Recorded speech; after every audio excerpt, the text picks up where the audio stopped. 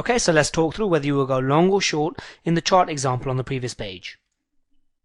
So this is the chart on the previous page. Would you go long or short here? Now obviously we want to be looking at the highs and lows, see what they're doing. And what we need to do is see the overall picture of what the trend is doing. Obviously in portions of the chart, you're going to be getting different indications of up moves and down moves. But what we need to do is we need to kind of zoom out and we need to see the chart as a whole in order to determine for this question whether we will be going long or short according to what's happening overall in the chart. So what have we got? We've got a low here. We've got a higher low. And then the lows do get higher, but then they start going lower. Then they start getting higher.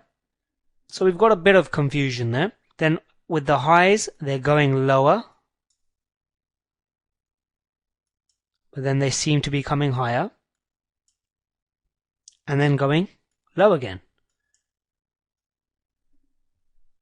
Now when we look at the overall picture here, we're not really seeing a trend, are we?